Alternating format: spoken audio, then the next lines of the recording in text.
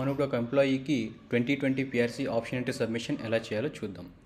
ముందుగా HR section select చేసుకుని తర్వాత PRC 2020 option entry submission menu select చేసుకున్నట్టయితే మనకి ఎంప్లాయీని సెలెక్ట్ చేసుకునే ఆప్షన్స్ వస్తాయి. మనం ఎంప్లాయీ కోడ్ ద్వారా కానీ లేదా బిల్ ఐడి ద్వారా కానీ సెలెక్ట్ చేసుకోవచ్చు. ఎంప్లాయీ కోడ్ ద్వారా సెలెక్ట్ చేసుకోవాలంటే ఎంప్లాయీ కోడ్ రేడియో బటన్ని సెలెక్ట్ చేసి ఎంప్లాయీ కోడ్ ఎంటర్ చేయాలి. ఎంప్లాయీ కోడ్ ఎంటర్ చేసి సెర్చ్ చేసినట్టయితే మనం ఆప్షన్ ఎంట్రీ స్క్రీన్కి రీడైరెక్ట్ చేయబడతాం. లేదా బిల్ ఐడి ద్వారా ఎంప్లాయీని సెలెక్ట్ చేసుకోవాలంటే bill ID radio button select చేసుకుని బిల్ ఐడిని సెలెక్ట్ చేసుకున్నట్టయితే ఆ బిల్ ఐడిలో ఉన్న ఎంప్లాయీస్ లిస్ట్ అంతా మనకు కనబడుతుంది. అండ్ ఆ PRC status of the employee కూడా కనబడుతుంది. పిఆర్సీ ఆప్షన్ ఎంట్రీ ఎంతవరకు వచ్చిందని. సో దాని ద్వారా మనం ఇక్కడ పిఆర్సీ స్టేటస్ ఏంటో చూసుకోవచ్చు. తర్వాత వ్యూ బటన్ మీద క్లిక్ చేసినట్టయితే మనం ఆప్షన్ ఎంట్రీ స్క్రీన్కి రీడైరెక్ట్ చేయబడతాం.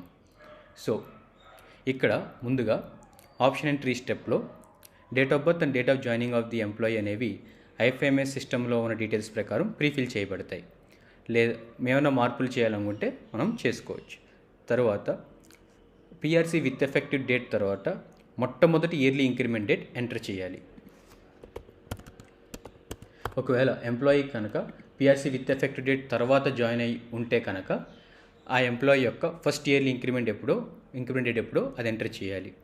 తరువాత ఇక్కడ మనం 15 పిఆర్సీ 20 పిఆర్సీ ప్రకారం డీటెయిల్స్ ఎంటర్ చేయాలి.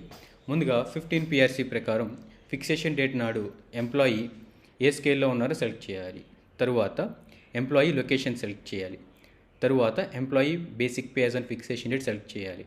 ఆ తర్వాత హెచ్ఆర్ఏ సిసిఏ అమౌంట్ అనేది ఎంటర్ చేసిన బేసిక్ పే అండ్ లొకేషన్ ప్రకారం ఆటోమేటిక్గా క్యాలిక్యులేట్ చేయబడుతుంది. తర్వాత ఫిక్సేషన్ డేట్ ప్రకారం ఎంప్లాయీ ఏ స్కేల్లో ఉన్నారో సెలెక్ట్ చేయాలి. తరువాత 2020 పిఆర్సీ ప్రకారం ఫిక్సేషన్ డేట్ నాడు ఎంప్లాయీ ఏ లొకేషన్లోకి వస్తారో అది సెలెక్ట్ చేయాలి.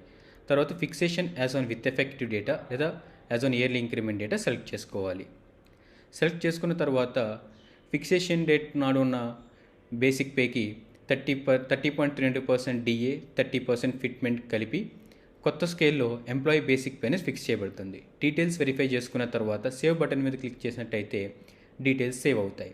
ఇందులో మార్పులు చేసుకోవాలి అనుకుంటే ఎడిట్ బటన్ మీద క్లిక్ చేసినట్టయితే ఎడిట్ చేసుకోవచ్చు. మార్పులు చేసుకుని మళ్ళీ సేవ్ చేసుకోవచ్చు. Once basic details of the employee save అయిన తర్వాత మనకి automatic advance scheme details, promotion details, location changes, surrender are additional surrender leaves, other leaves, personal pay, special pay, other details enter చేసుకోవడానికి మనకి ఫీల్డ్స్ ఓపెన్ అవుతాయి. మనం automatic advance scheme enter చేద్దాం. 6 or 12 or 18 or 24 years first select చేసుకోవాలి.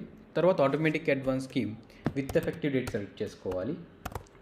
తర్వాత automatic advance scheme ద్వారా employee ఏ స్కేల్లోకి మారారో select చేసుకోవాలి. తర్వాత 2020 పిఆర్సీ ప్రకారం ఏ స్కేల్లోకి వస్తారో సెలెక్ట్ చేసుకుని సేవ్ చేసుకున్నట్టయితే automatic advance scheme details save అవుతాయి. దీంట్లో మార్పులు చేసుకోవాలి అనుకుంటే కనుక ఎడిట్ బటన్ మీద క్లిక్ చేసి మార్పులు చేసుకోవచ్చు. చేసుకున్న తర్వాత మళ్ళీ సేవ్ బటన్ మీద క్లిక్ చేసుకుంటే సేవ్ అయిపోతుంది. అలానే ప్రమోషన్ డీటెయిల్స్ ఎంటర్ చేద్దాము.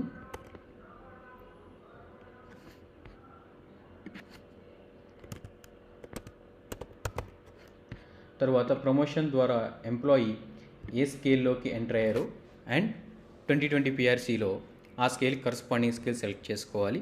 అండ్ ప్రమోషన్ రాకముందు ఎంప్లాయీ డిజిగ్నేషన్ ఏంటి అండ్ ప్రమోషన్ వచ్చిన తర్వాత ఎంప్లాయీ డిజిగ్నేషన్ ఏంటో సెలెక్ట్ చేసుకోవాలి. తరువాత ప్రమోషన్ ద్వారా ఎంప్లాయీ లొకేషన్ చేంజ్ అయినట్టయితే ఏ లొకేషన్కి చేంజ్ అయ్యారో సెలెక్ట్ చేసుకుంటారు.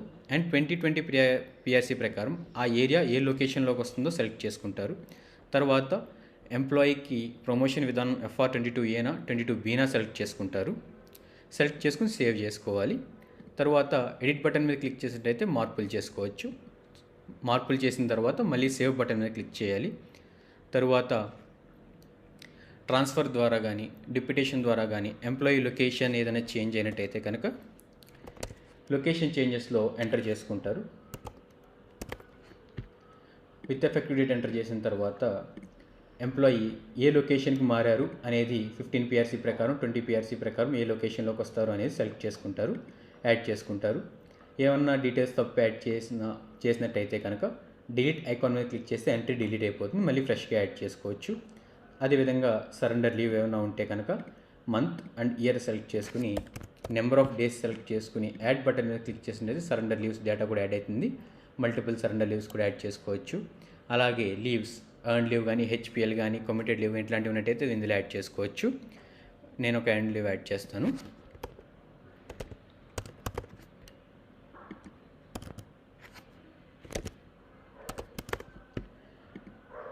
లీవ్ యాడ్ చేయబడింది. తర్వాత ఎంప్లాయీకి పర్సనల్ పే కానీ స్పెషల్ పే కానీ ఏమైనా ఉంటే కనుక ఇందులో యాడ్ చేసుకుంటారు.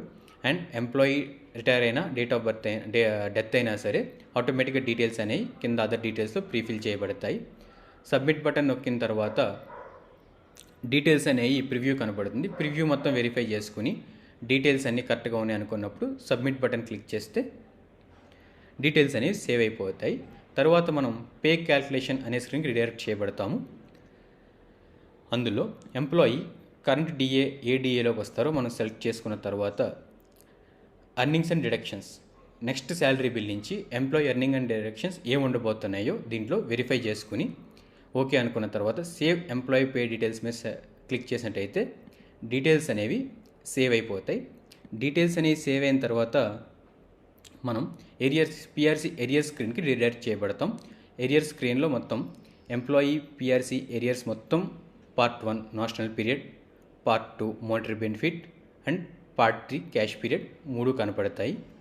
మూడింటిని వెరిఫై చేసుకున్న తర్వాత ఫైనల్ సబ్మిట్ స్క్రీన్కి వెళ్ళి part 1, part 2, part 3 total arrears verify చేసుకుని and earnings and deductions check చేసుకున్న తర్వాత అన్నీ కరెక్టే ఉన్నాయనుకున్నప్పుడు ఫైనల్ సబ్మిట్ చేస్తే ఎంప్లాయీకి పిఆర్సీ ఆప్షన్ ఎంట్రీ సబ్మిషన్ అనేది పూర్తవుతుంది. పూర్తయిన తర్వాత ఇప్పుడు ఎంప్లాయీకి ఎరియర్ బిల్ అనేది సబ్మిట్ చేయాలి. ఎరియర్ బిల్ సబ్మిట్ చేయడానికి బిల్ సెక్షన్కి వెళ్తే మనకి పిఆర్సీ 2020 బిల్ ఎంట్రీ కనబడుతుంది. వెళ్ళిన తర్వాత ఎంప్లాయీ బిల్ ఐడి సెలెక్ట్ చేసుకోవాలి. సెలెక్ట్ చేసుకున్న తర్వాత పిఆర్సీ ఆప్షన్ ఎంట్రీ సబ్మిషన్ పూర్తయిన ఎంప్లాయీస్ లిస్ట్ మొత్తం మనకి కనబడుతుంది.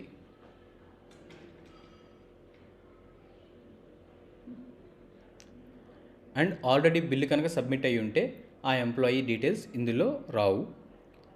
ఏ ఎంప్లాయీకి అయితే పిఆర్సీ ఆప్షన్ ఎంట్రీ సబ్మిషన్ పూర్తయిందో ఆ లిస్ట్ ఇందులో మనకు చూపబడుతుంది. And one or more than 1 employees ఉంటే కనుక మనం చెక్ బాక్స్లో 1 or more than 1 employee list select చేసుకుని మనం వాళ్ళకి బిల్లు వేయచ్చు.